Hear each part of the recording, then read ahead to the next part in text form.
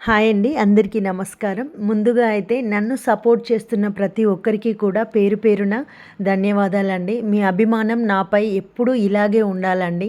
మీ చల్లని చూపు నా కుటుంబంపై ఎప్పుడు ఇలాగే ఉండాలి. అండ్ మీరు కూడా అనుకున్నది జరగాలి, మంచి స్థాయిలో ఉండాలి. మీ కుటుంబాలన్నీ కూడా చాలా సంతోషంగా ఉండాలని మేమైతే మనస్ఫూర్తిగా కోరుకుంటున్నామండి. నా ఛానల్లో 5000 సబ్స్క్రైబర్స్ అయ్యారు. యాక్చువల్గా జమ్మికుంట సిస్టర్స్ ఛానల్ ఎలాంటి సెలబ్రేషన్స్కి నోచుకోలేదండి. అందువల్ల మేము ఎప్పుడు కూడా ఏది కూడా హ్యాపీగా సెలబ్రేషన్స్ని అప్లోడ్ చేయలేకపోయాము. కానీ పిల్లల యొక్క ఉన్నత మనస్తత్వం ఈ వీడియోలో మీకు కనిపిస్తుందండి. అమ్మ ఛానల్ అనేది 5000 మంది సబ్స్క్రైబర్స్ అయ్యారు. ఆల్రెడీ 1000 మంది అయినప్పుడు కట్ చేయాలనుకున్నాం కేక్, కానీ కట్ చేయలేకపోయాము నా హెల్త్ బాగాలేకపోవడం వల్ల. సో ఇప్పుడైనా మేము అమ్మతో ఈ సెలబ్రేషన్ చేయించాలి అని ఇద్దరు పిల్లలు కూడా వాళ్ళు దాచుకున్న ప్యాకెట్ మనీతో అండ్ మా అమ్మను కొన్ని అడిగి వాళ్ళు నాకు తెలియకుండా సర్ప్రైజింగ్గా కేక్ తెప్పించారండి. నిజంగా అసలు ఇంతకన్నా ఏం కావాలనిపించింది. నేనైతే చాలా హ్యాపీగా ఫీల్ అయ్యానండి.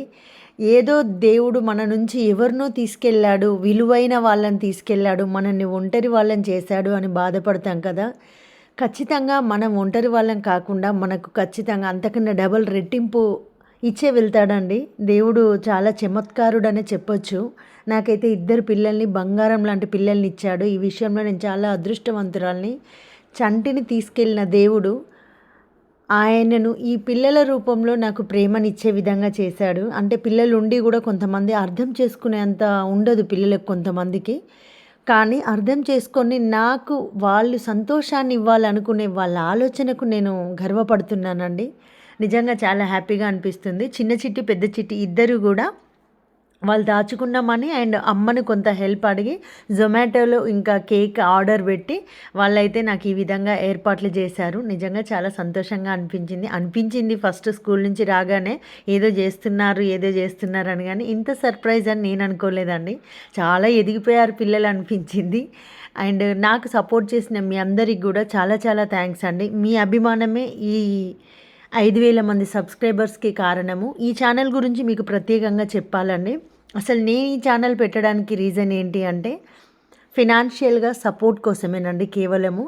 అండ్ నా గురించి కూడా కొంతమంది నాలాగా తెలిసి తెలియక తప్పటడుగులు వేసి తర్వాత నరకం అనుభవించే లేడీస్కి నేను ఒక ఇన్స్పిరేషనల్గా కావాలి, నా స్టోరీ మొత్తం కూడా చెప్పాలి అని ఈ ఛానల్ పెట్టానండి. నేను ఎదుర్కొన్న ఆ అనుభవాలను మీకు తెలియజేయడానికే నేను ఈ ఛానల్ పెట్టాను. ఒక మాటలో చెప్పాలంటే నాలాగా కష్టపడుతున్న ఆడవాళ్లకు ఈ ఛానల్ను డెడికేట్ చేస్తాను.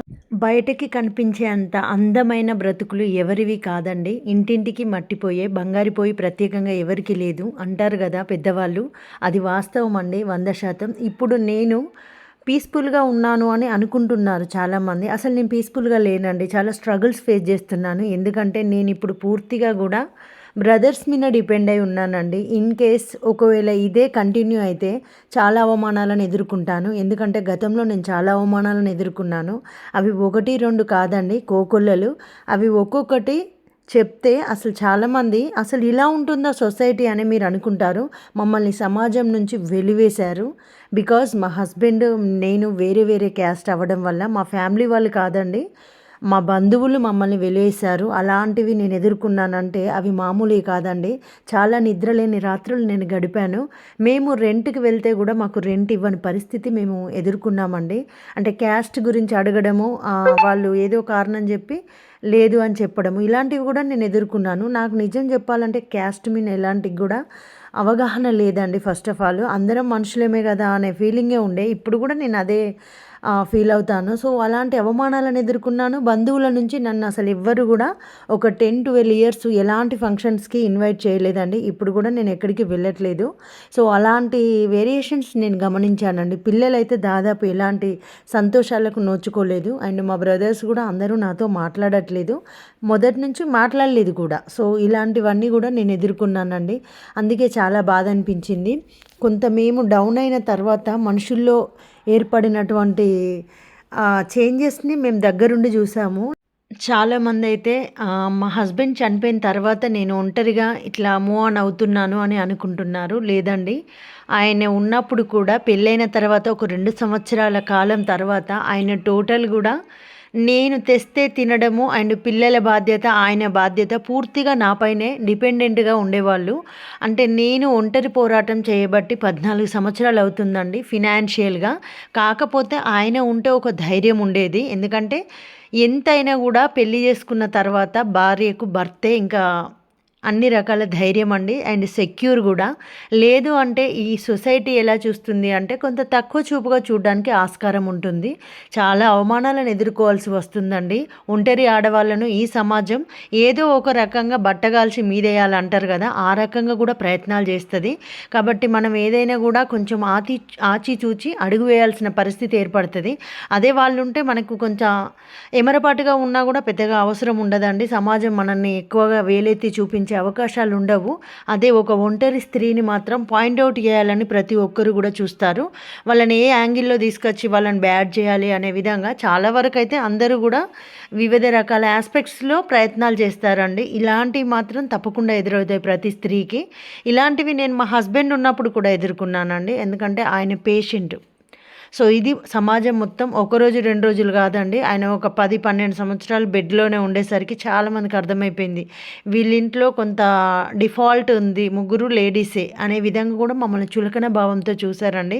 కానీ నేను చదువుకోవడం వల్ల, జాబ్ చేయడం వల్ల నేను అలాంటివి అవలీలగా ఎదుర్కోగలిగాను. కానీ అందరికీ అంత కెపాసిటీ ఉండదు కదా అండి. ఎంత ఎదుర్కొన్నా నేను గూడా బాధపడ్డ సందర్భాలున్నాయి. కాకపోతే బాధపడ్డాను అని చెప్తే ఇంకా తక్కువ చేస్తారు అని నేను ధైర్యంగానే ఉన్నాను. ఎవరు నన్నేం చేస్తారు అనే విధంగానే మాట్లాడేదాన్ని. ఎందుకంటే మనల్ని మనం సెక్యూర్‌గా చూసుకునే బాధ్యత మనదండి. మీకు తెలుసా అండి? నెపంతిస్ అని ఒక మొక్క ఉంటుందండి. దాని పేరు కీటకాహార మొక్క అని అంటారు. ఆ యొక్క మొక్క కూజ ఆకారంలో ఉంటుందండి. ఆ మొక్కకు కూజలాగా వస్తుందన్నట్టు. దాదాపు బైపీసీ స్టూడెంట్స్‌కి ఆల్మోస్ట్ ఆ మొక్క గురించి తెలిసే ఉంటది.